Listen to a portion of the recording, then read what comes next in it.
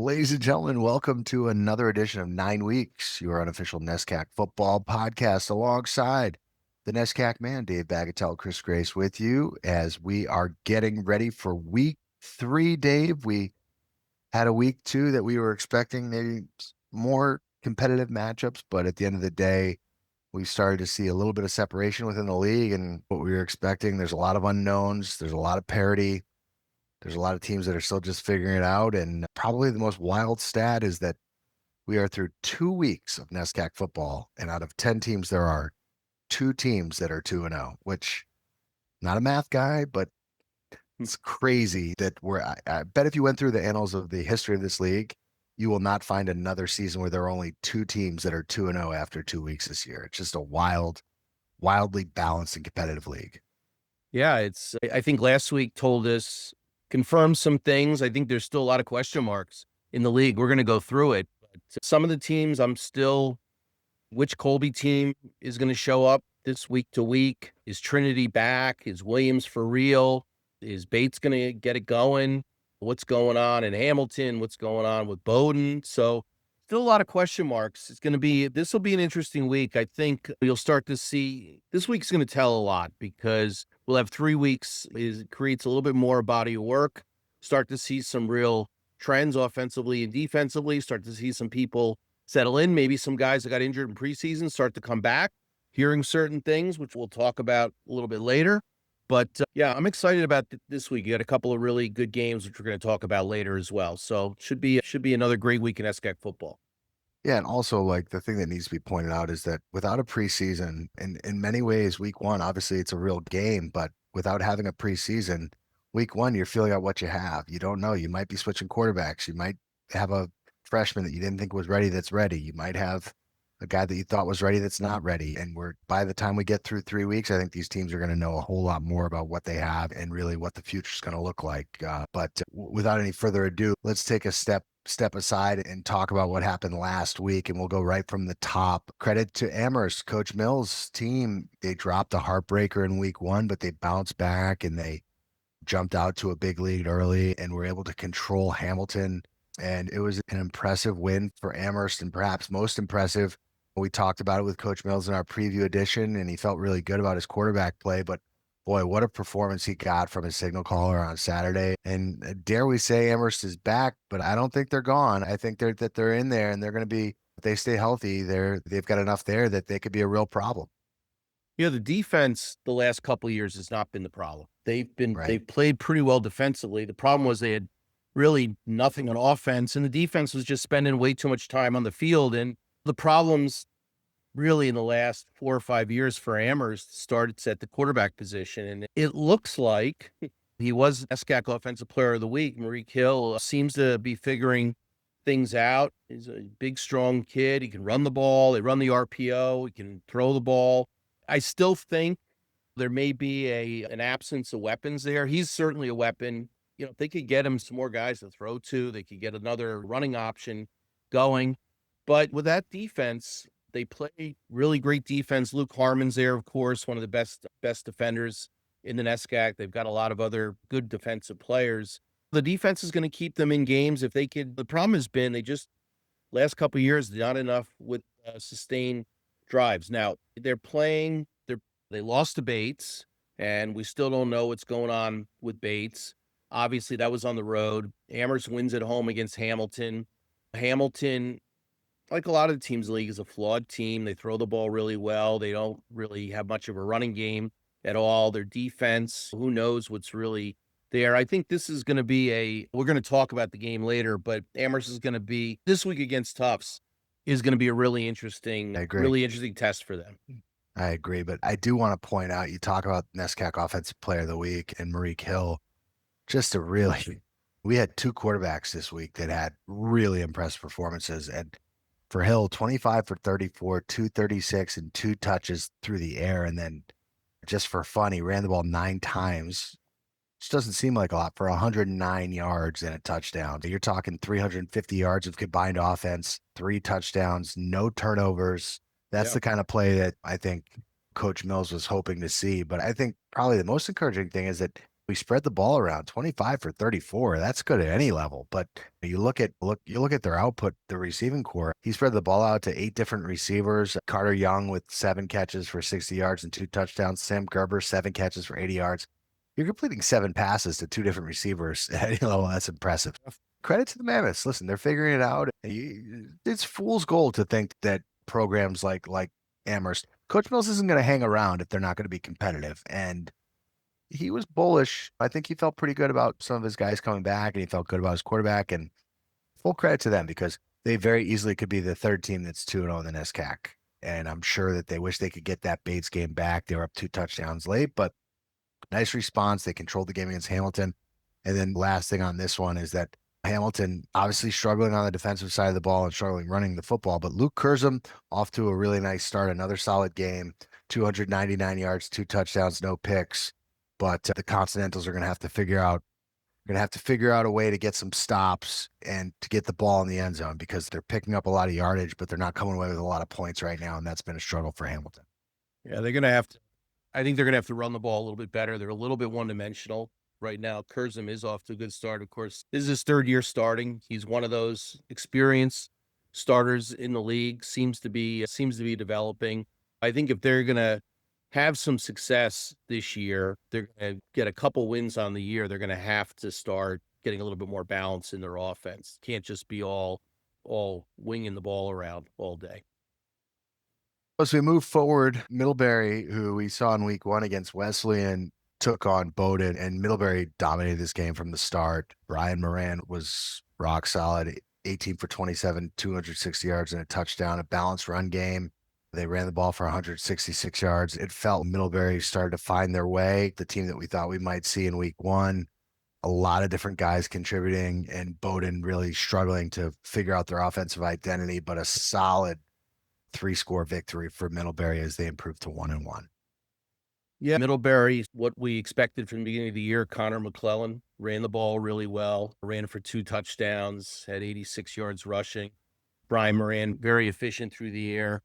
But I think the story here, and doing it against that Bowdoin defense, which runs that blitz on every down, high pressure defense, and kudos to the offensive line for Middlebury. I think they gave up maybe 1 or 2 sacks on the day, which is very good against Bowdoin. The problem is for Bowdoin. Bowdoin is just really struggling right now on the offensive side of the ball. They moved away from Wolfendale, who was the starter coming in. They moved to the freshman Hummel.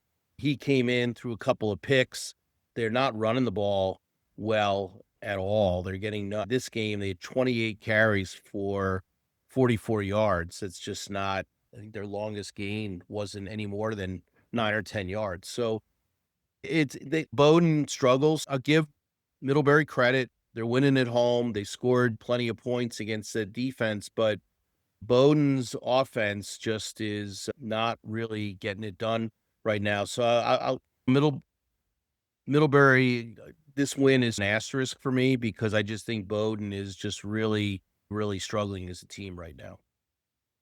Yeah, they're certainly trying to figure out their other offensive identity, but credit to Middlebury for doing what they need to do, bouncing back, and it's obviously a wide open NESCAC. I have a pretty good feeling the Panthers will be involved in one way or another with who the champion is in this league, and they bounce back after a rough week 1.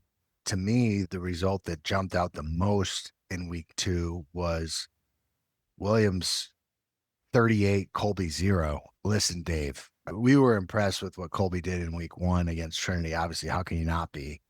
And say what you want about Colby's offensive efficiencies or inefficiencies, but for Williams to put up 38 points on this Colby defense and do it the way they did is very impressive. And we're going to speak with Williams signal caller Owen Johansen in this podcast, but an incredibly impressive performance, not just by him, but on both sides of the ball for Williams, who just completely boat raced Colby in this football game.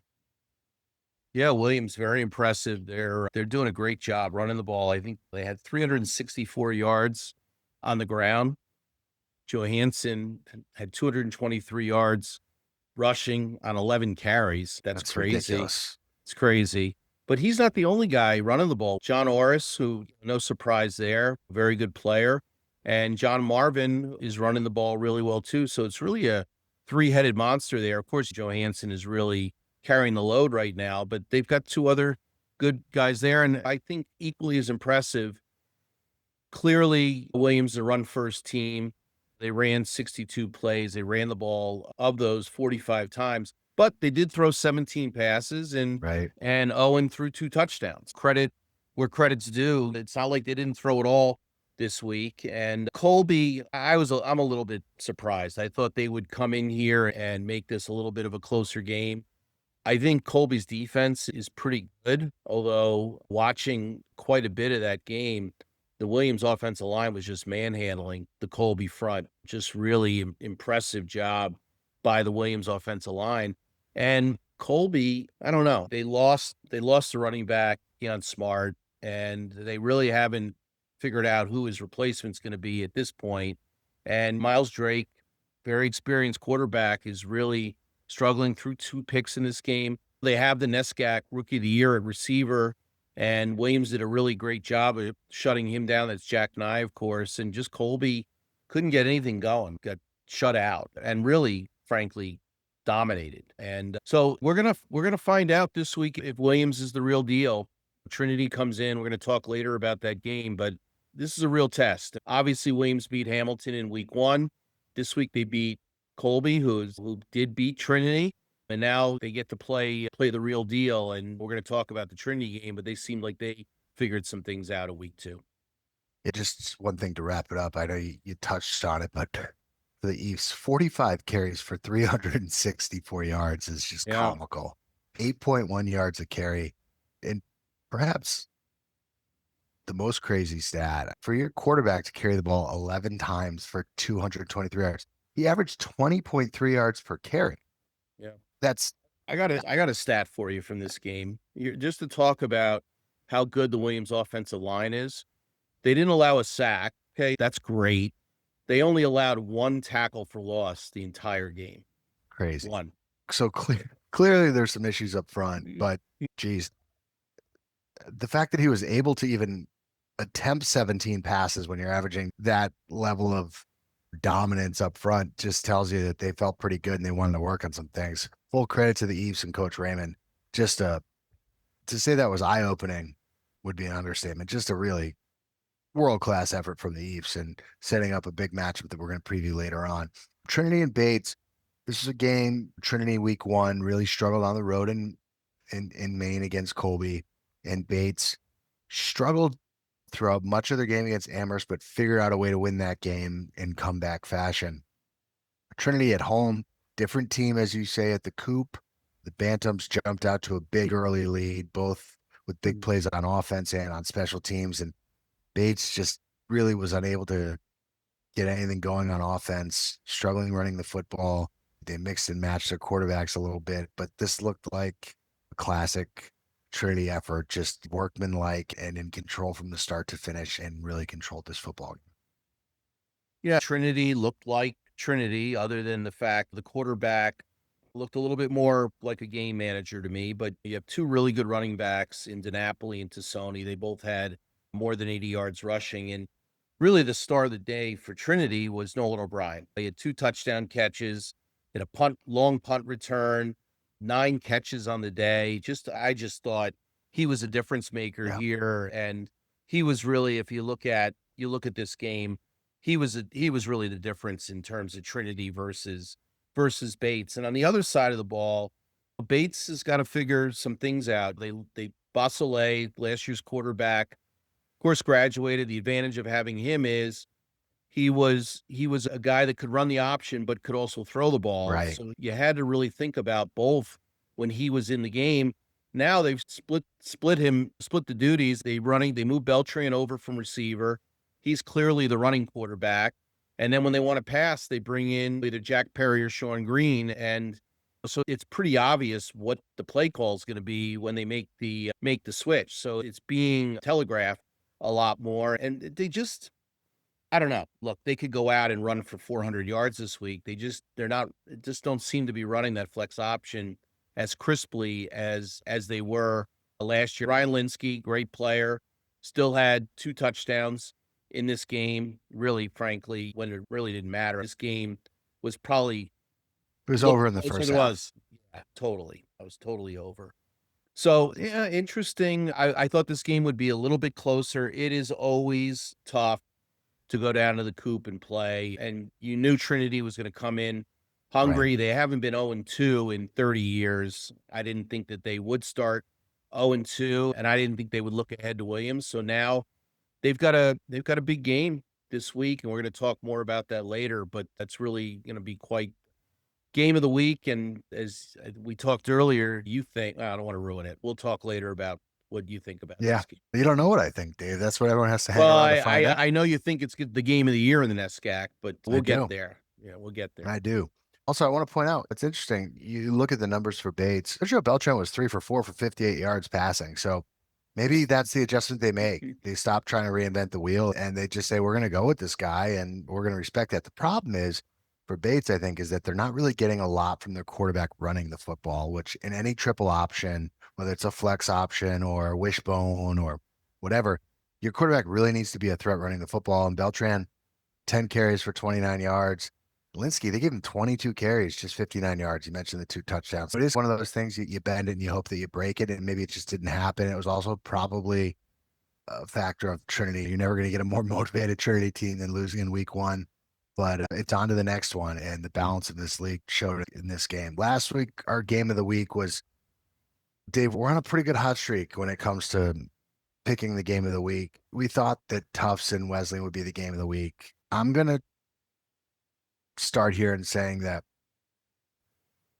this was a game that I think if you watched the entirety of the game, assuming you were able to watch the entirety of the game, because there were definitely some streaming issues with this one. If you were at the game and you watched it, you would ask yourself, like, it felt like maybe Wesleyan wins by 10, 13 points, but all the hidden yardage went for Tufts. Tufts had an interception return for a touchdown, multiple long kick returns, a blocked punt that resulted in a safety that could have easily resulted in a touchdown.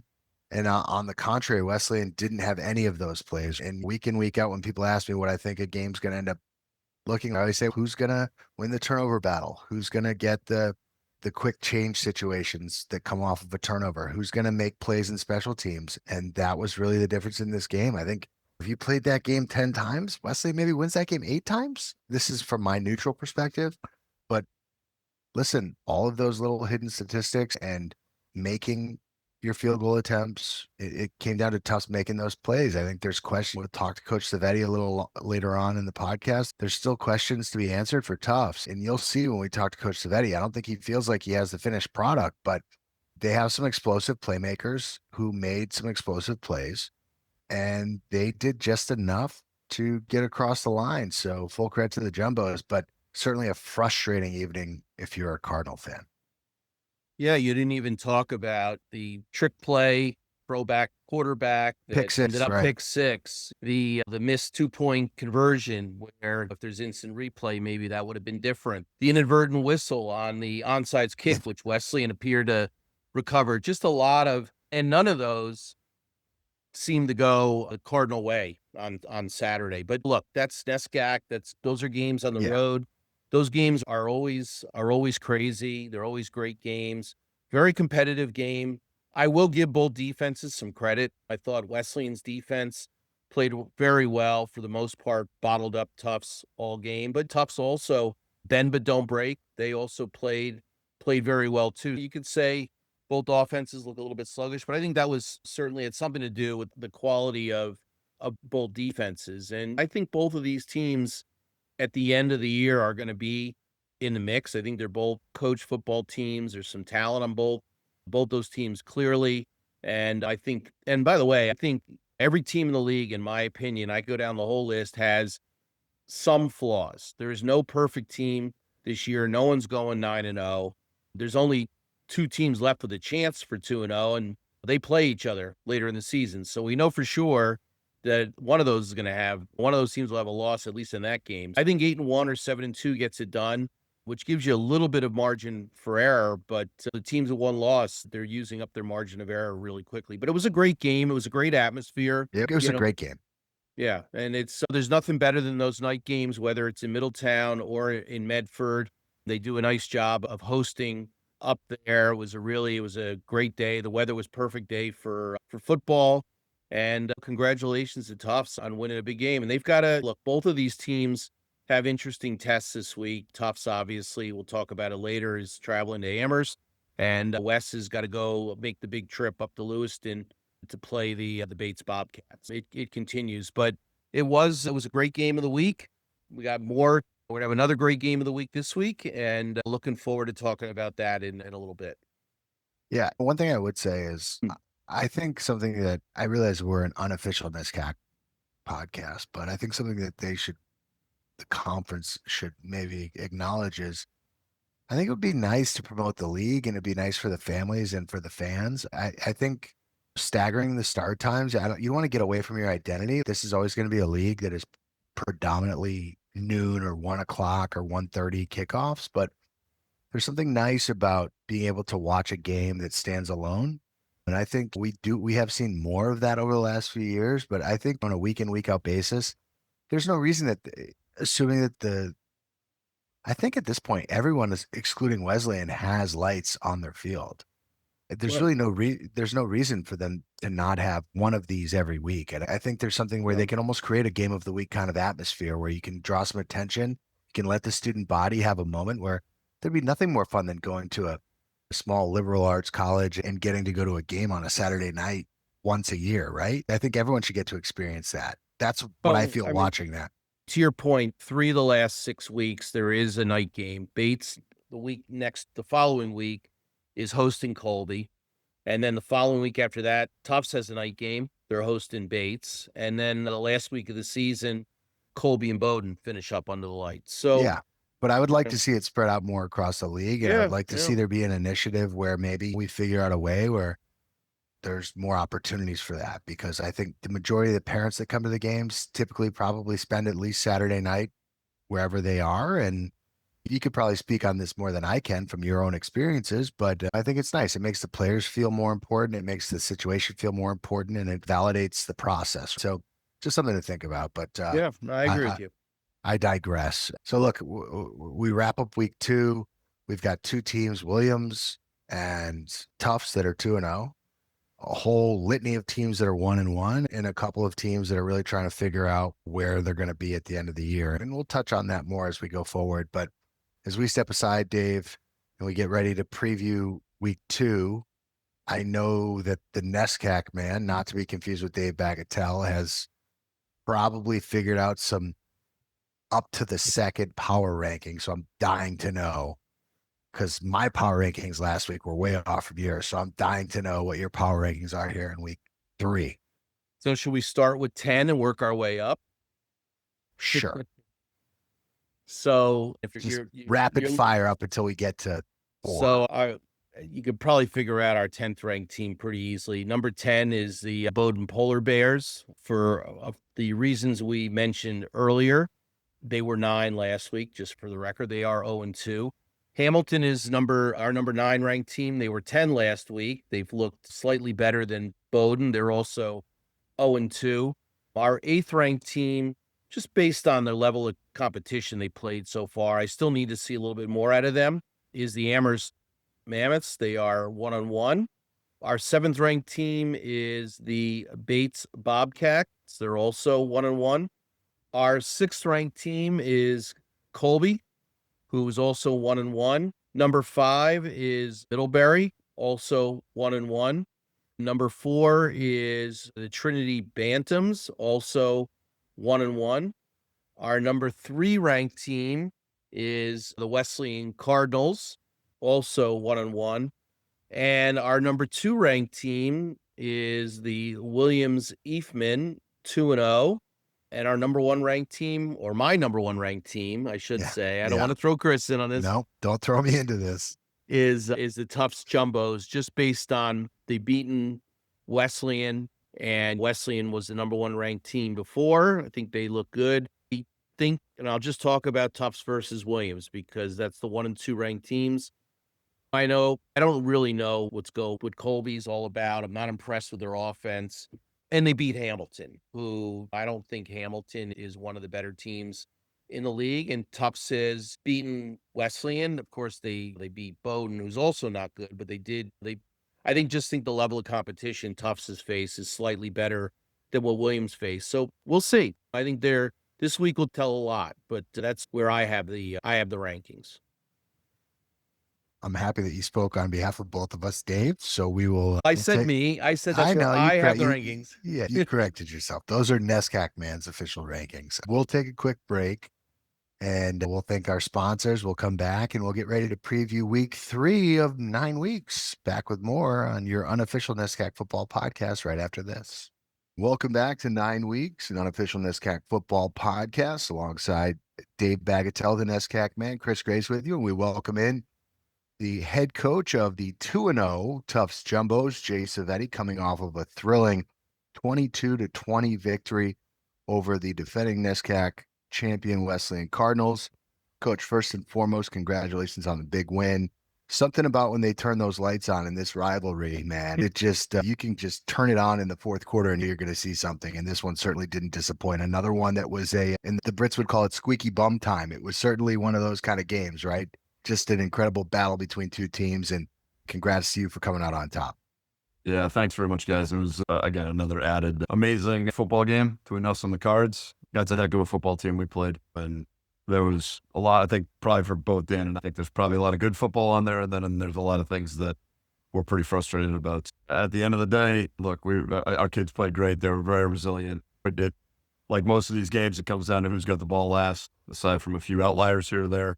And I thought the Wesleyan came in hungry, and I thought they played incredibly well. My hat's off to that staff and the job they did. At the end of the day, though, our kids in the special teams, whether it was Keller on the kick returns or Dazer making a great play on the block punt, and then Vaughn, I think, quietly in the special teams world was the guy getting points. And those weren't necessarily gimme kicks. Maybe for Vaughn at times they are, but yeah, overall it was a really obviously important win to be able to get that one. And wish I could enjoy it a little bit more, but got my hands full this week. Saturday night was great. Sunday was fine, but putting on the Amherst tape, we got a lot of work to do. And we'll get to previewing next week's game, but just focusing on this one, a couple things stood out to me. Every week when I'm getting ready to broadcast a game and people come up to me and say, who's going to win this game? And I say, whoever wins the turnover battle or whoever wins the special teams battle.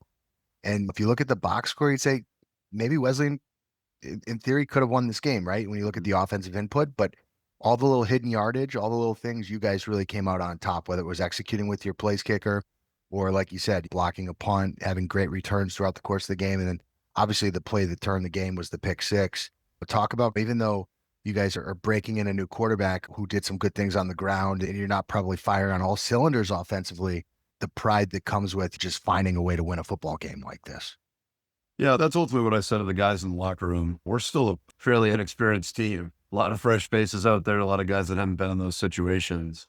I was really proud of the guys, and specifically in terms of how they managed their emotions throughout the course of the game. I wouldn't say it never felt like on the sidelines that these guys just weren't going to keep playing. And I think that's also just complimentary to Wes, because I think we know that our kids are just going to play hard until the end, regardless of the situations, regardless of being up or down. It's always going to be a battle. And yeah, I'm incredibly proud. Like the play Cam Pineda made on that interception on live, it was amazing to see. On film, it was even more incredible. Both quarterbacks are in the game.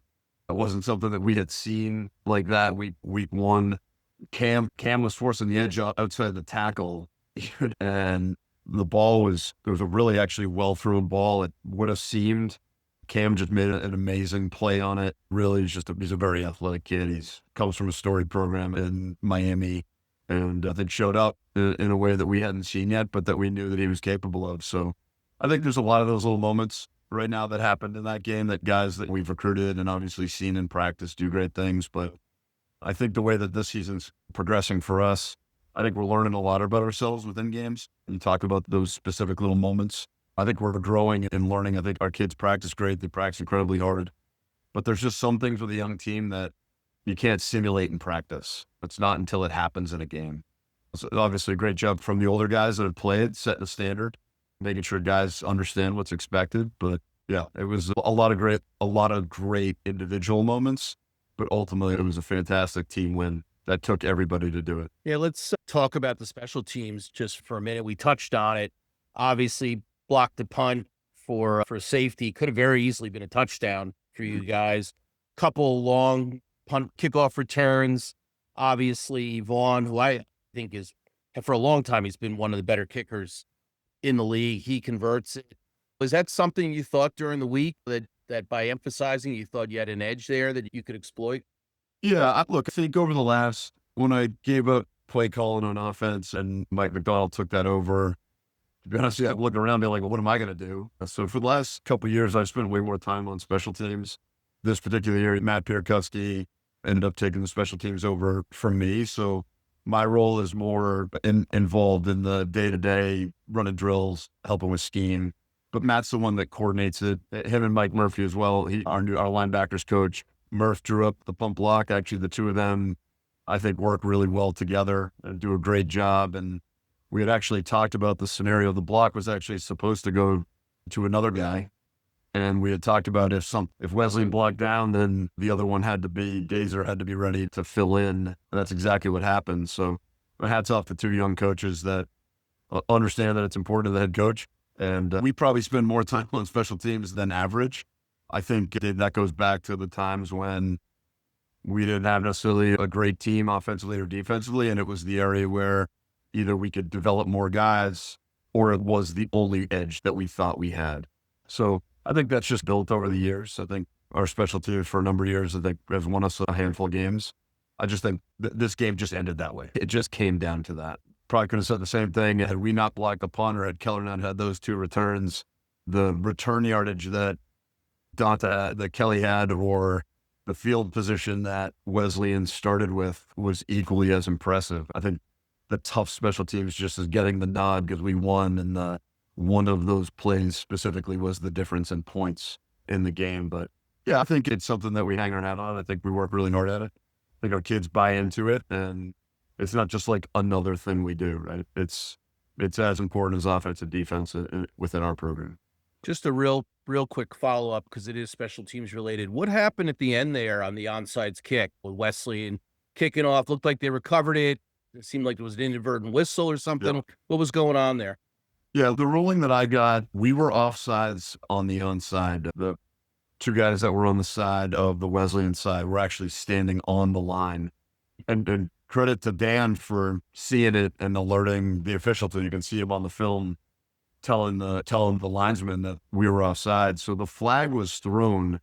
The whistle, I'm not really sure why the whistle happened. There was a lot going on, obviously, at that point. They were going to re-kick. I think going back on the film, yeah, Wes recovered it. Our guys stopped when they heard the whistle. Who knows what really would have happened? And then obviously we drew the 5-yard penalty on it. Wes kicked it again. Jack Elliott made a great play and jumped on it and sealed it. But unfortunately, I think officiating in Wesleyan Tufts games at Tufts, if you remember the 36-35 victory a couple of years ago for Wesleyan, they got an extra point that did not go through the uprights. I don't know what goes on in these games, but there's always seems to be something wild that happens there, Dave. So yeah, that's what I was explaining to me. So there were some wonky fumbles in that game too, as we remember, right? Yeah, I think so. That was a crazy game. Wild game. So your guy took that one. I'll never forget it. We had him back behind the 5, and he broke that thing, and he broke 3 tackles, and then 97 some odd yards for a touchdown for a special play. That was Been a while, Dave. but- David That was Estevez. David. Oh, Yeah, yeah. is our guy David. Yeah. So, Coach, something I want to talk about is something that doesn't get talked about probably enough is recruiting at the Division III level and some of the challenges that are faced there, because it's not as if you have 76 scholarships to throw at guys and you're starting to offer guys when they're freshmen and sophomores in high school, and you can handpick guys from Mater Day or from high schools in Texas. You have to be a little clever. You take a guy like Vaughn, who we had the pleasure of talking to in the offseason because he was chairing the committee to try to get the NESCAC teams playoff eligible. Very impressive guy. We talked about this, but for those of you who didn't catch it, Vaughn went to a high school, Pulaski in Arkansas, that is famous for one thing, which is that they never, ever kick.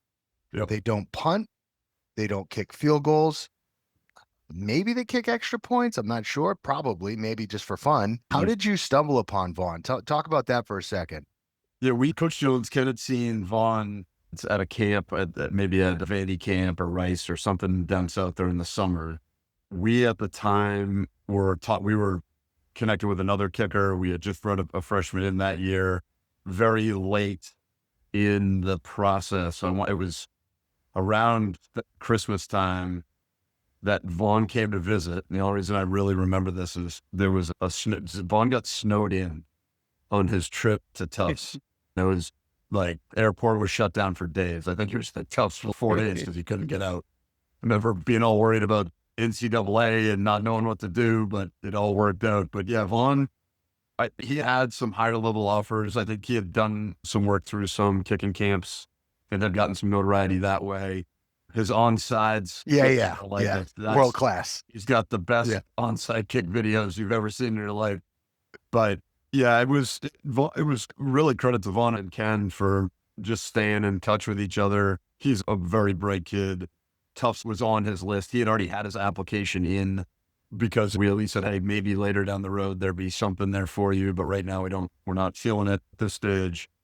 And very, very late in the process, he came and visited and ultimately committed. After seeing all that snow, he still said yes, a kid from Arkansas. So that's a pretty cool story. He works incredibly hard at it. It's really important to him. He was a soccer player as a kid. That's where I think the natural kicking part of it comes from.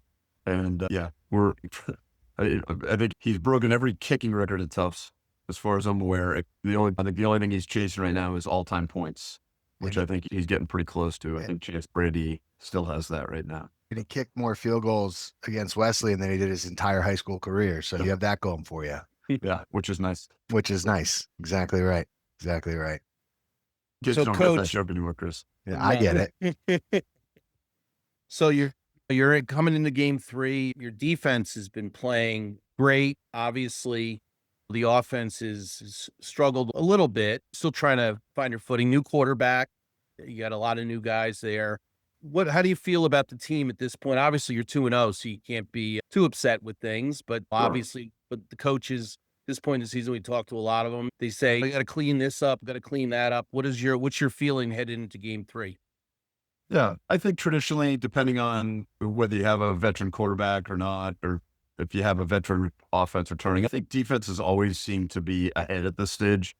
I think this is the time, typically week 3, week 4, where I think you see those inexperienced offenses start to find their identity a little bit more.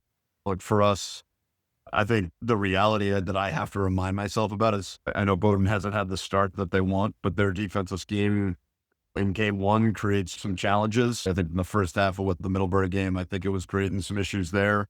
Obviously, Mid figured it out better than we did in the second half of their game from what I saw with the box score. And then you go against Wesleyan's defense week 2. I mean, that aside from Amherst defensive line, Wesleyan's team, they got a great front. Those kids do a heck of a job. Again, I'm not putting it on just the opponent. We still have a lot of work to do. We got to figure out getting the ball in the air a little bit. And look, you can say we average 4 yards a carry. I think that only gets you so far. The old lineman that I was, that's awesome. I love it. When you only come away with a couple touchdowns, that's not going to get it done. Justin's learning. Hudson didn't play in this game. The situation just didn't arise that happened, even though that was still my plan. I think each week that's going to be the thought process going in. I'm going to play both of them and see if something clicks, see if something happens. Justin moved the sticks and made some good plays. Obviously, the interception at the end was incredibly frustrating and disappointing. But overall, I think when you look at the offense, we're getting there. It's just a work in progress. We've just been lucky enough to, like you said, to be 2-0. Defensively, I certainly look at the young defensive back crew to think that I know we gave up some yards in the pass game on Saturday, but nothing, aside from a couple of the explosives on the 3rd and longs that were frustrating. I think for the most part, they've held their own. They've done a good job. That's a heck of a receiving core, and I think a great quarterback for only his second game. Look, I knew we were going to be young. I knew there were going to be growing pains. I knew we'd be challenged in different ways. So I think sitting here being 2-0 is great, but as you and I both know in this league, and I don't want to jump to Amherst, but we got to continue to improve. Yeah, you talk about Amherst, and I think Amherst has taken their lumps the last few years, and a lot of that was because they just didn't have a guy behind the center. And it seems like they're starting to figure it out. And just looking at the numbers, I didn't get to see really much of their game, but just looking at the numbers, boy, Hill put together as complete of a game. It was a Berluti kind of game, right? It was a big time impact on the ground and through the air. And the Coach Mills' teams are going to be fundamentally sound defensively. Sure, you're perked. I could tell you're perked up and ready to go. And yet, I'm on this one, Chris. Yeah. I've been on way more of the L side against EJ Mills' team than I've been on the W's. Look, their defense, their front sevens, I'm going to say as good as Wes in terms of what I've seen on film and obviously seen live. I think their defensive line is disruptive. Their linebackers are always fantastic. I know last week there were a couple guys on defense that didn't play in the Bates game. Harmon didn't play in the Hamilton game. My guess is Harmon's going to be out there again. The brothers will be terrorizing the Jumbos this weekend. Defensively, they create a lot of problems, and offensively, they're clicking. They've got a handful of really good backs. The receiving core is, again, I think for all of them, similar to us, I think they're trying to find their groove. They're trying to find their niche. But Hill he's grown up. He ain't the big little kid out there anymore. The offensive line there, we got a big one this week. And them playing at home, that's a tough place to win. That's a tough place to go on the road for us. We leave at 7:45 in the morning for a 1:00 kick out there. You got to go change over the rink and then walk 17 miles over the field. It's just one of those places that there's just a lot of moving parts that with a young team that 3/4 of the team's never done that at Amherst. Just want to make sure the bus shows up and everybody gets to eat and we're ready to roll. We had 2 solid days of practice. See what happens with this weather tomorrow. All the head coaches in the league are probably nerding out about checking the weather app to see if we're actually going to be able to get practice in and not get soaked. Yeah, it should be a good one. They're very talented. It's good to see. I think it's good for the league that Amherst is back at it. I don't know if it's great for the Jumbos in week 3, but we'll see what comes our way. Coach, we always appreciate you coming on. You do a great job. Congratulations on the big win Saturday. It's always a lot of fun up there in Medford. Had a great time and obviously always good football. We wish you luck the rest of the way. I'm sure we'll have you on again at some point here, and we'll be watching on Saturday, Coach. Great, guys. I really appreciate your time. Thanks for everything you guys do. Your passion for NESCAC football is fantastic, and I think you're going to be very popular and very famous as we start to continue to move on in the NCAAs and the NESCAC gets a little bit more national notoriety. I know who they'll be coming to get all the scoop and biased and unbiased. Get this program going national. Let's go. Yeah, that's right. That's right. We make it the official NESCAC. Oh, I got to make some calls. We're working on it. Sorry, you're gonna have to cut that. That's all right. That's all right. We have our disclaimer. We're good. We're good. We're good. We're the only unofficial NESCAC podcast as well, so we got that going for us. Coach Civetti, best of luck this week, and we appreciate you taking some time. The 2-0 Tufts Jumbos atop the NESCAC as they get ready for a big challenge at Pratt Field. We'll be back with more 9 weeks in unofficial NESCAC Football Podcast right after this. Welcome back to 9 weeks, your unofficial NESCAC Football Podcast, alongside the NESCAC man Dave Bagatelle, Chris Grace with you. And we welcome in the newly anointed and starting quarterback for the Williams Eves, Owen Johansen, coming off of a convincing victory over Colby, a 2-0 start for the Eves. Owen, welcome to our podcast. First and foremost, talk about when this transition started, when you knew you were going to go from being a guy who was a tight end H-back, who maybe saw some plays in a Wildcat kind of formation to, hey, I'm going to be able to run with this and be the quarterback for this team. Yeah, I came in as a quarterback, and then obviously we had the other Owen, who was playing great, awesome, but unfortunately he had an injury, so he couldn't play this year. Coach decided to let me get a chance at quarterback, and like late in the spring, last spring, I got a couple of reps, and I was like mixing in between both, and then this fall just wanted the job. Obviously, it's worked out pretty well so far. Once a quarterback, always a quarterback, right? Talk about the different vibes and going from, hey, I might get a couple carries to like, this is all on me. What's that been like? And obviously, you've found success early on in the season, but what are the different vibes for you, like on a, I don't know, Monday through Friday basis, getting ready for a game, knowing that you're going to touch the ball that many times? Yeah, the mindset's pretty consistent, but you always want to take advantage of the opportunities you get. Obviously, it's a similar kind of thing in practice. It's all the drills. Everybody's working as a unit. You want to just play your part and do the best that you can at your job. So it's a different job this year for me. Owen, thanks again for coming on. Appreciate that. So what do you like better, tight end or quarterback? That's a good question. I'd say quarterback probably because I get the ball a little bit more, but tight end's definitely fun too. Running routes and catching passes is pretty fun. That's great. The team's off to a obviously really great start. You guys are running the ball well, scoring a lot of points. Obviously, not just the offense playing well, the defense is really playing well too. Big game this week with Trinity coming up to Williamstown at home. Talk to me a little bit about what the feeling is around the team right now. 2-0. Trinity obviously is 1-1. What's the vibe in the locker room like right now? Everybody's very happy about where we're at, but obviously Trinity's a good team. You never want to discredit anybody in this league. Anybody can come on any day. So everybody's head down, working hard right now. Working as a team, everybody's pretty confident, and we're rolling and we're excited, right? It's got to be a pretty exciting time, not only playing quarterback, but you guys are off to a great start. And then you welcome in the preeminent team in the NESCAC and Trinity, who has been year in, year out over the last 2 decades, the team. But talk about like your journey at Williams, and it's been a slow build, but like you guys have been building towards this. Do you feel collectively like you guys as a unit are ready to be the team? Do you feel like this is your time and that you guys have the pieces to accomplish what Williams has done so many times in the past? Yeah, exactly. We're just trying to do the best we can. Obviously, past couple of years, we've been middle of the pack, but every year we obviously strive to be the best. But this year we're off to a good start, and we just want to keep going on the train we're on right now, and continue to play our best football. Game 1, I think you guys passed, you threw maybe team-wise 8 passes, 7, 8 passes.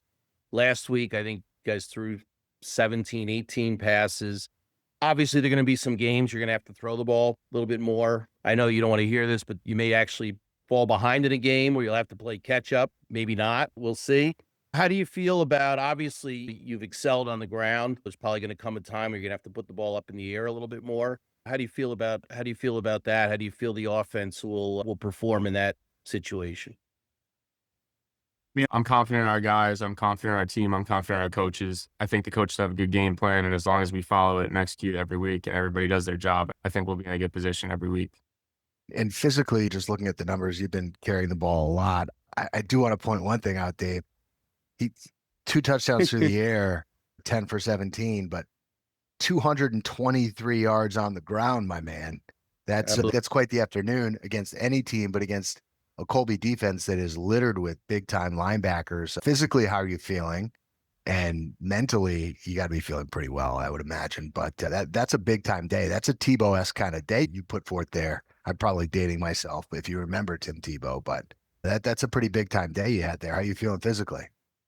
I feel great. Obviously, offensive line had themselves a day. It's nice running behind those guys. I could always get to the second level, and it's fun. Everybody's having fun. Everybody's doing their jobs. So we're just keeping the faith, keeping going. Yeah, I'm glad you actually brought up the offensive line because I was going to head that direction next. They haven't given up a sack yet this year. And by the way, not only are they playing well, your front seven's playing great too. It must be a lot of fun to watch in practice, watch those guys go at it. Talk a little bit about your offensive line and how they're playing, and then maybe you could touch a little bit on the defense as well, because I think they're really playing well too. They shut down Colby pretty good on Saturday. Yeah, they're all my guys. Everybody's working as a team, working as a unit. And when everybody keeps their head down and does their job, it works out really well. And obviously when you have good on good in practice, it just makes everybody better. Everybody's going at it. Everybody's working hard, offense, defense, scout. Everybody's working hard and everybody just wants to get better.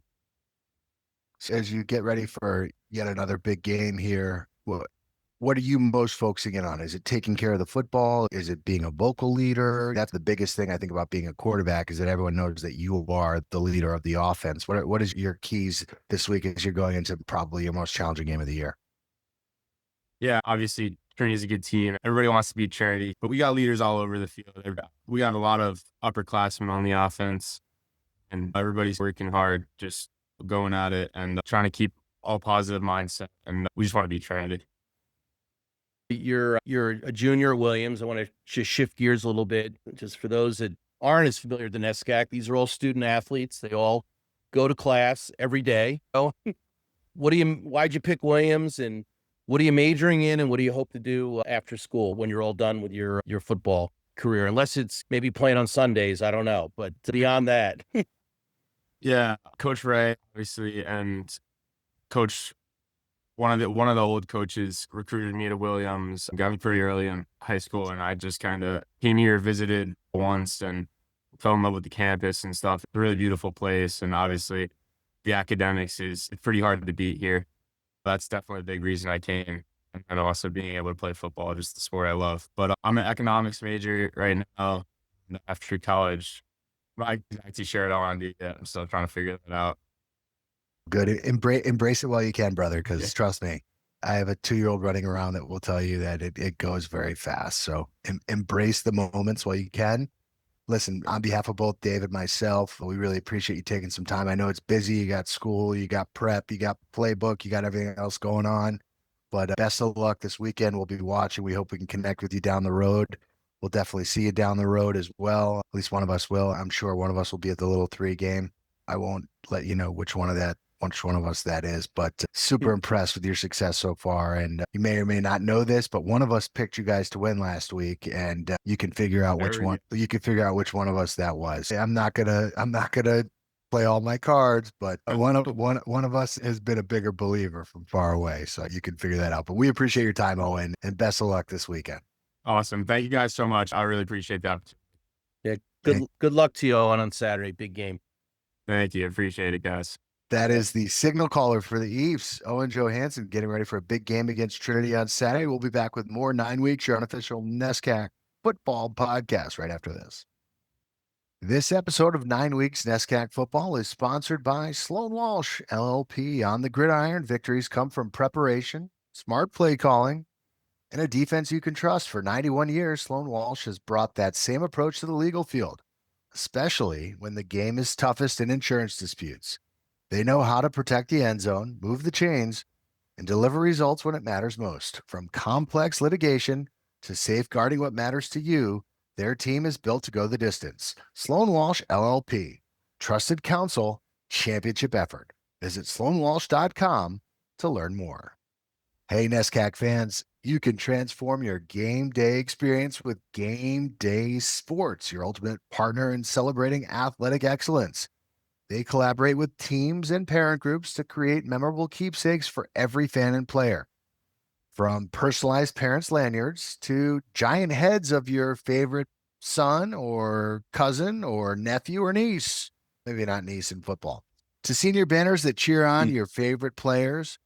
Their custom print pieces capture the spirit and passion of your team. Their beautifully designed programs are packed full of essential information that every fan eagerly anticipates, making them cherished keepsakes for supporters and players alike. They have over 25 years of experience, so trust Game Day Sports to bring your team's story to life in vibrant print, ensuring every game day is one to remember. There's only 9 of them, so choose Game Day Sports for every one of your 9 weeks of NESCAC. Welcome back to 9 Weeks, your unofficial NESCAC Football Podcast, alongside the NESCAC man, Dave Bagatelle, Chris Grace, back with you. Big props to our sponsors, Game Day Sports and Sloan Walsh, for keeping us on the air. We couldn't do it without you. All right, Dave, we've talked about week 2. Now it's time for everyone to perk their ears up and listen to what we think is going to happen in week 3. We are going to start off just from the top of the ledger. The 2-0 Tufts Jumbos travel to Pratt Field. Coach Civetti mentioned it. It's a kind of a quick turnaround. They're just close enough to drive on a game day, and that can create its own set of challenges. The Jumbos taking on an Amherst team that has played some pretty good football. First and foremost, give me the spread on this one and tell me what your thoughts are on which massive animal is going to win this contest.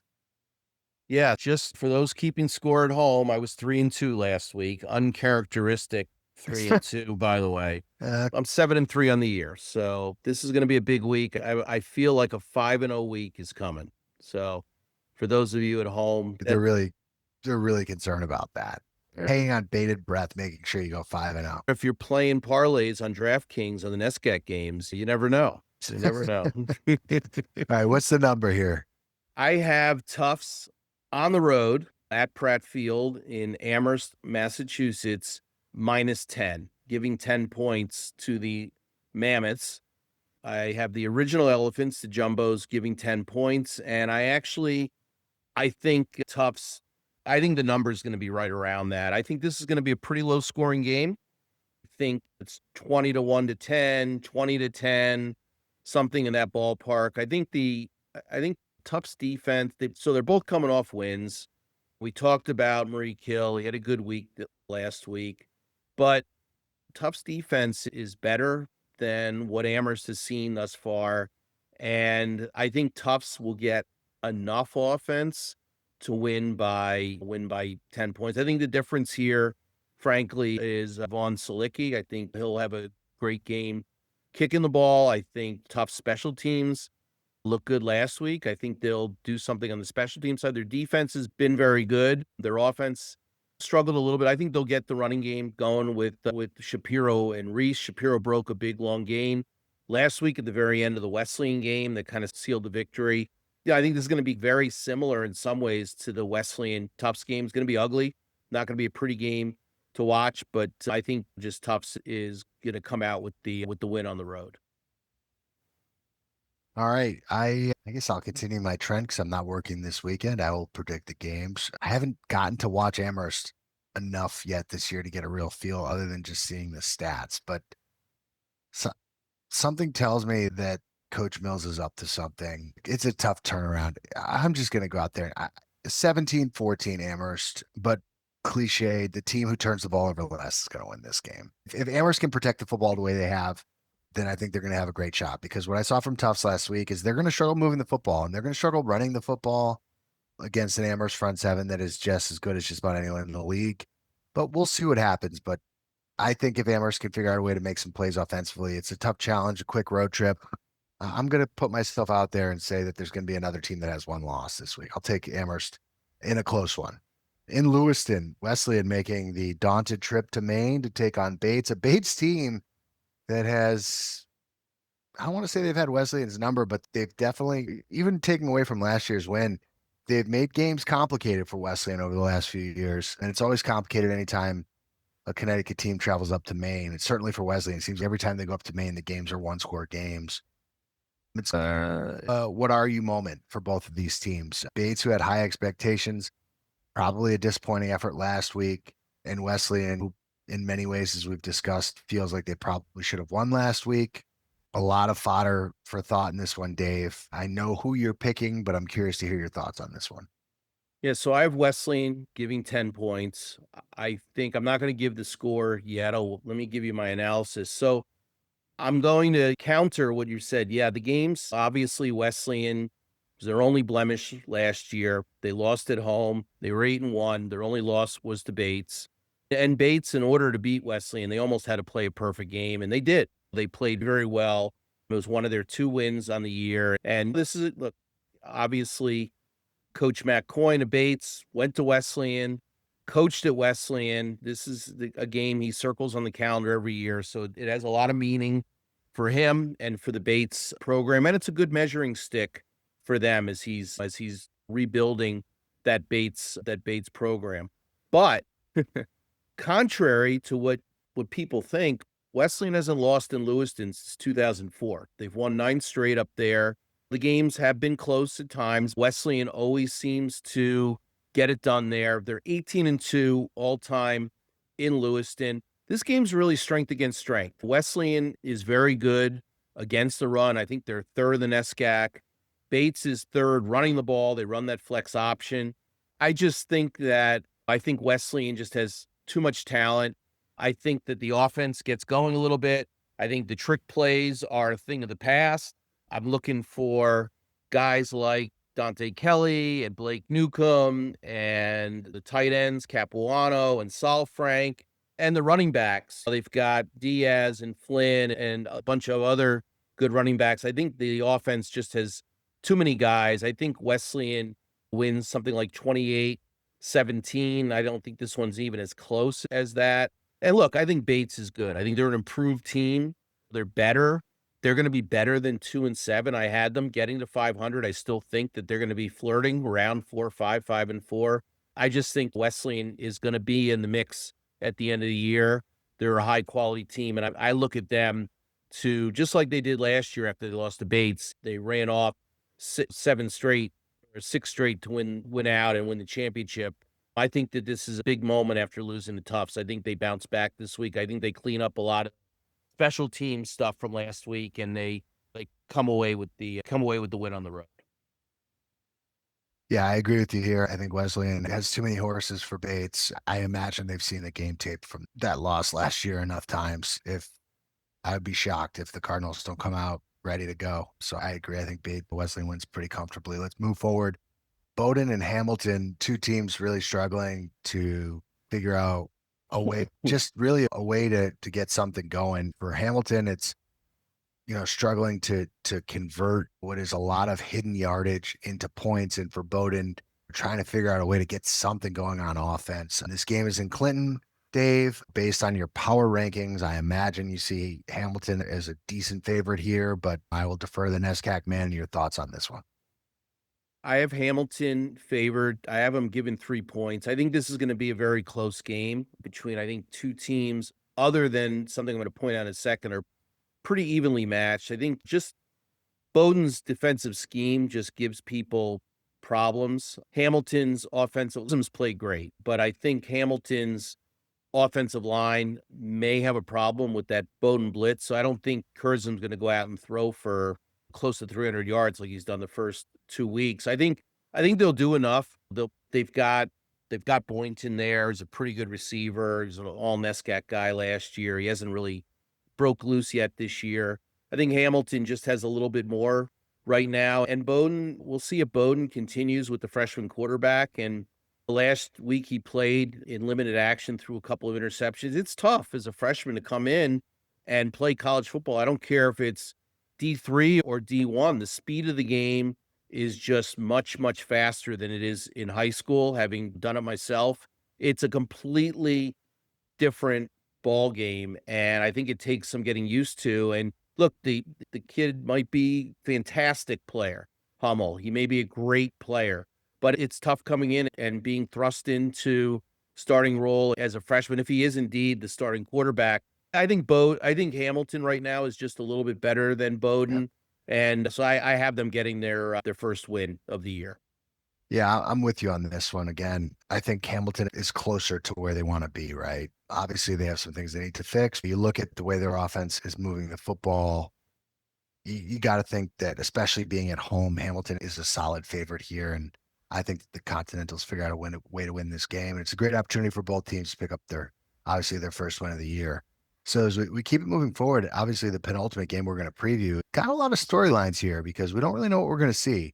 I'm very intrigued by this one. Middlebury traveling to Waterville to take on Colby. Now, this is a Colby team that beat Trinity in week 1, and it's a Middlebury team that was convincingly defeated in week 1 in Middletown against Wesleyan. But this game is going to tell us a lot about how the upper middle tier of this league is going to look. I think this is, in the truest sense of the words, who's going to establish their identity in this game. And we won't know that until it kicks off. But how do you see this one going in Waterville?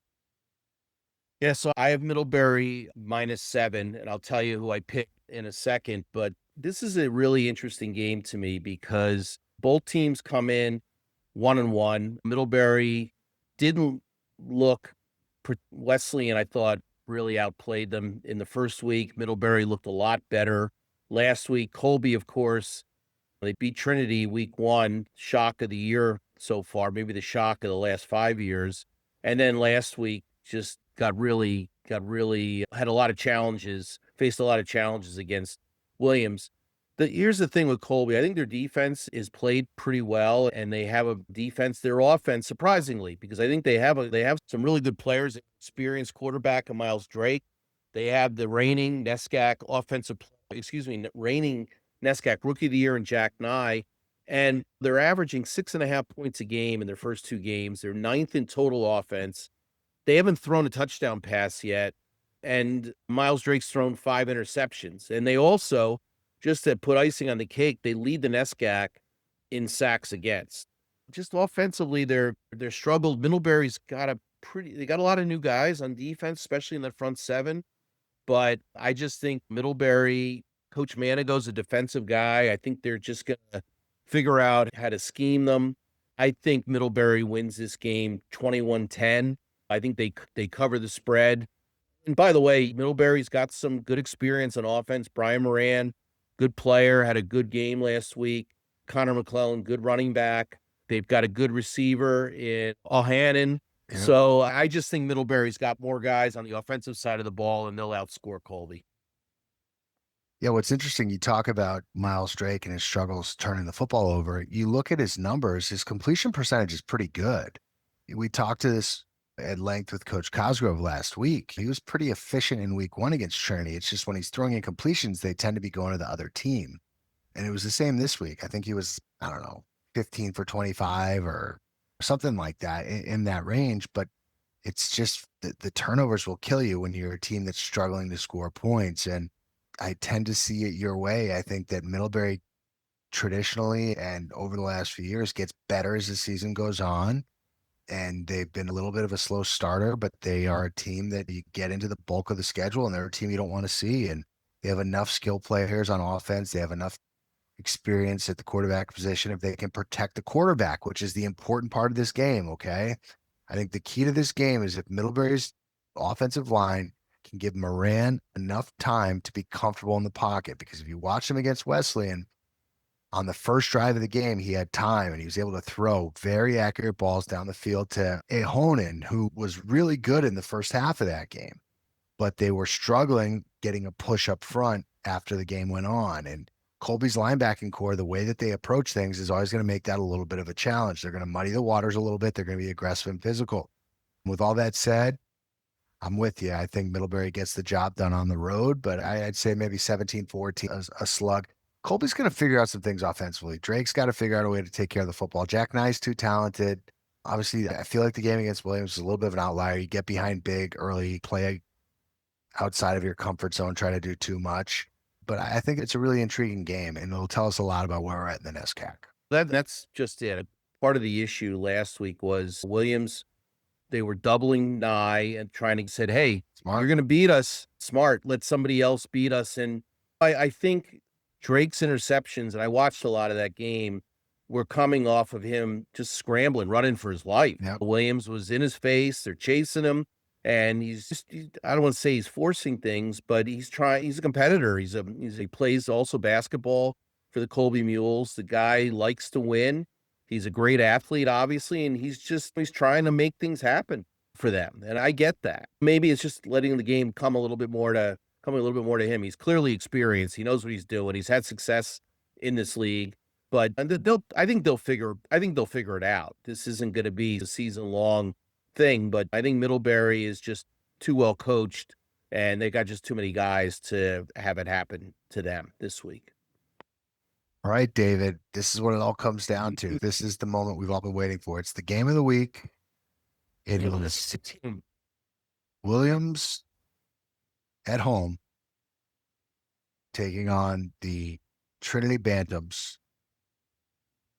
I think it's a 1 o'clock start time. Let me just confirm that. It might be 1:30. It is a 1:30 start time in Williamstown. So a slight stagger there. We appreciate that. The only game that's not a 1 p.m. start time. So You can watch your favorite team and maybe catch the fourth quarter of this one. We disagreed on one thing last week, and I have a feeling we're going to disagree on another thing this week, but I will turn it over to you, and then I'll let everyone know my thoughts and feelings on this one. Yeah, I think this is a fantastic game of the week. I think my partner here thinks this is the game of the year in the NESCAC. This game could end up, in his view, not to put words in his mouth, deciding the league champion this year. A little too early for me to start saying that, but 1:30 start. The way these teams run the ball, the game might be over by 2:30. But It's true. This is going to be a fast game. Both teams are very talented. They're both well coached. They both got a lot of guys, a lot of really talented players, and they're both obviously Trinity did not play well game one. They lost, but they seem to get their legs back under them last week at home. I have Williams a 3-point favorite. Williams, if you were to guess which team was 2-0 coming into this one, I'm sure most of our viewers would have said Trinity, but Williams is 2-0. Williams is 2-0. Trinity's 1-1 coming in. Williams has won, so just a little bit of the history here. Williams has won 2 of the last 3 times they played in Williamstown, but Trinity's won the last 3 times that they played, and they've won the last 3 times by a combined score of 118-41. I think this game is going to be a very close game.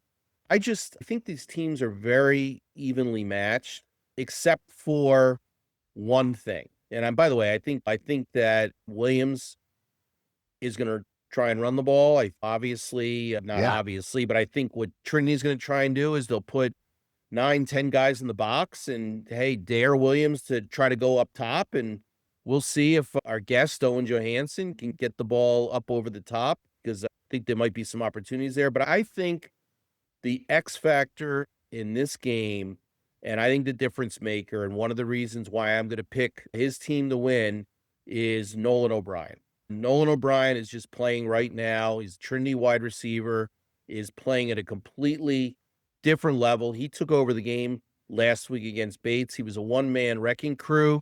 I don't think Williams, whose secondary is Williams' pass defense has not been fantastic. I think they are susceptible to pass. And I think that Nolan O'Brien is the X factor here. And he's the reason that I have Trinity winning 27-21. Could be 24-21, but I think Trinity comes away with the win. Just one other little tidbit here, just putting my ear to the ground in the rumor mill. There is a rumor out there that Trinity will be playing a new quarterback this Saturday, who not Jackson Carroll and not the transfer from SMU, but a third guy that was going to be the guy. I forget what the guy's name is, but we'll see what happens. But I'm picking this game based on Carroll playing quarterback, and I'm picking this game for Trinity based on what I see as the X factor, Nolan O'Brien. Oh, there's a lot to unpack there. So, full transparency, I haven't watched Williams play a snap of football yet this year, just because of the way that the games have aligned. I tried last week and they were up so big that I had to shift to something else. But I know based on my eyes what I saw from them last year, what they had coming back. And my question was, could they figure it out at the quarterback position? And if Owen Johansen can run for 220 yards on 10 carries against Colby, which is a very good defense, Trinity's going to have to really bring it on that side of the ball. And again, you want to play the fun game. Trinity lost to Colby by 7 and Williams beat them by 40. So Williams should be a 47-point favorite, Dave. So the fact that you have them only as a 3-point favorite, that's a pretty doesn't work that way. I know, I'm being sarcastic. Here's what I think. I think that it is Trinity in many ways is Alabama in the NESCAC. And Nick Saban is gone. And Alabama's going to play Georgia on Saturday, and everyone is going to convince themselves that Alabama's going to beat Georgia.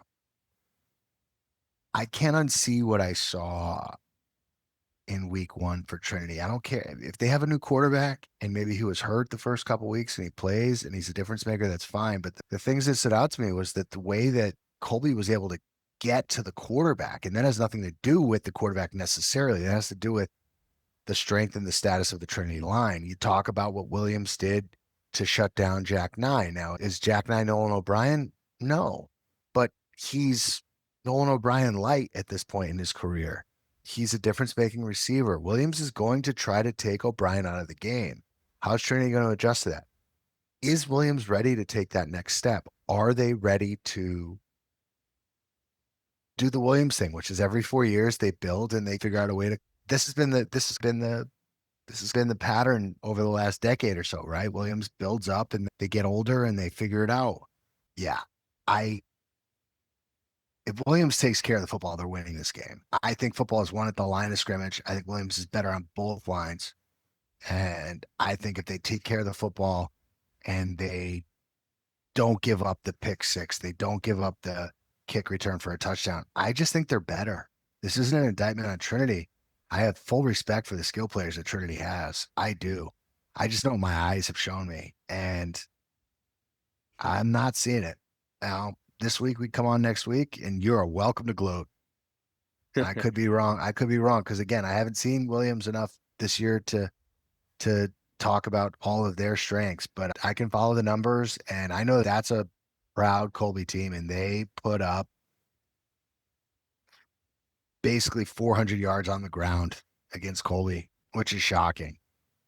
Now, again, you can't believe in your clippings. We'll see, right? Because there's also the whole curse of the 9 weeks NESCAC thing going on. So we'll see what happens with that. But Coach Civetti better watch. Coach Civetti better watch both out, of them, right? Both of them are on the lookout. Unfortunately, we're really. But you know what? Who do we have last week on? We had Coach Cosgrove and we had Matt Fitzsimons on, right? Yeah. And Matt had a good game. Yeah. What 0-2. Listen, we'll see what happens. I'm contradicting myself. I think Williams is going to win this football game. I want to follow your analogy, though. Here's the thing. If Trinity is Alabama and Nick Saban, then he would be equivalent to Jeff Devaney. But Jeff Devaney's still there. He's not retired. No, I know that. But I guess my point is that I look at Trinity and I think it's so easy to just say they're Trinity. And it's so easy to just say they're Alabama. But sometimes even at these programs, like you lose your quarterback, you might not have an answer. You're losing really talented guys. And yeah, if it was a normal situation where you can have a playoff and you can figure out as the season goes on, but you just don't have that luxury in this league. You don't have the opportunity to fix it once you last a few weeks. And I just think that Williams is starting 22, I think right now is a little bit stronger and they're playing at home. That's not an easy drive. I'm sure it's probably a morning of drive for Trinity. I don't know that, but I would assume it's a morning of drive. And that's a good home atmosphere. I would be shocked if Williams doesn't really come out because the way they're playing, Dave, this is my thing. The way they're playing kind of low risk football, right? They're not. But they haven't had to play catch up. And I'm curious to see they fall behind a little bit. How does that offense play in a catch up game? Look, they're running the ball for 350 yards a game. They haven't been challenged really yet. They haven't been really behind. So I'm curious to see how they handle a catch-up situation or a close game situation or a 2-minute drill or something like that. Clearly, they can run the heck out of the ball. No doubt. They got 3 guys there. They got Johansen. They got Orris. They got Marvin. But I'd like to see. I'm really interested to see it as a football fan to see how that ends up working out. Yeah, I think this game quite simply comes down to the baddest man wins. The team who believes, the team who comes out, like Trinity came out against Bates and they're like, we're the baddest boys on the field. And they came right out, boom, established themselves. This is all good and fun. Yeah, I agree. I agree. And last year, I think going into this game, Williams, I believe, was 2-0. And we said, hey, this might be an opportunity for Williams to establish themselves. And Trinity came right out. And I think Williams maybe jumped out early and then Trinity scored like 28 unanswered or something like that. It wasn't close. If Williams gets it, I'm telling you this right now, if Williams gets ahead in this game, they're winning this game. And I could be wrong, but I don't think so. I think they have if Williams gets ahead all year long, they're a problem for people because they can get to the quarterback. Their defensive line is good and they can run the football, and that's the formula for success at any level. But listen, we'll have to wait and find out. That's just, we'll agree to disagree. It's fun to be different at least once a week. It's going to be a great game. And I think it's going to be a really interesting slate. 3 weeks, you can start to really see some trends and start figuring out what the league's going to look like as we get into the latter part of the season. I love weeks 3, weeks 4, weeks 5, because you start to see what all the different teams' identities are. You see who's getting it done, who's not getting it done, and it starts to get really interesting. Absolutely. And I'm just hoping I'll get to watch some of it. So we'll see how the family works out on Saturday, but we'll try. Well, we'll see how the family works out. We'll see how the stream works out. See if they can get the technology going this weekend. Yeah. By the way, shame on whomever for not figuring that out. We'll get to the bottom of it. There's clearly some issues with the streaming. And I feel, we're the voice of the NESCAC fan. A lot of our viewers, it's very frustrating. They can't be at every game. They want to watch other team games. Last week, there were a lot of people that were going to watch the 7 o'clock, but they wanted to also watch the 1 o'clock game. And I was one of those. Watching the stream was very frustrating all day. I didn't have any issues. I didn't have any issues with the 1 o'clock games, but I had a lot of issues with. I had a lot of it. Yeah, but you were also remote in a parking lot, so who knows? Yeah, but I had good internet, and there were issues. But anyway, there's issues. It's 2025. Let's get Starlink going. Let's get satellites going. NESCAC football's got to take a priority here. Come on, let's get some money raised and make this happen, man. We're talking about, there's a lot of endowments going on there. Let's get some broadband. Let's get some broadband, Dave. We're going to call up Elon. We're going to get a NESCAC satellite up there. So just dedicated NESCAC football games. What do you think? I'm starting a campaign, broadband in 2026, a NESCAC Football Podcast. Let's see if we can get broadband and staggered starts. That's the thing, right? That's all I'm asking for. Come on. Give us a chance to watch the games. That's all. And all I want is, I want to see Coast Guard back on the schedule so we can see him try and put 92 points up on a NESCAC team. That's what I'm rooting for. All right. Love it. Anyway. Listen, as we shut this down, we appreciate everyone for taking the time out of your schedule to listen to this, wherever you're driving, maybe on your way to your NESCAC Saturday. We appreciate your patronage and we appreciate you joining. We thank our sponsors, of course, Game Time Sports and Sloan Walsh, and the NESCAC man, Dave Bagatelle. I appreciate your time. Let's not forget our special guests this week, Coach Jay Civetti of the Tufts Jumbos, and Owen Johansen, big Yankees fan. We love that, from Northport, Long Island, the Williams Eafs starting quarterback. Thank you very much to both of them. And we hope one of them comes up with a win this week so we could have a guest next week. For Jay and for Owen and for Dave, I'm Chris Grace. We thank you for listening and being a part of this podcast. Please feel free to leave comments below and can subscribe and all that good stuff. Reach out to us if you have any guests that you want to be on. But until next time, this is week 3 of 9 weeks. Until next time, for Dave, I'm Chris. So long, everybody. Thanks, everybody.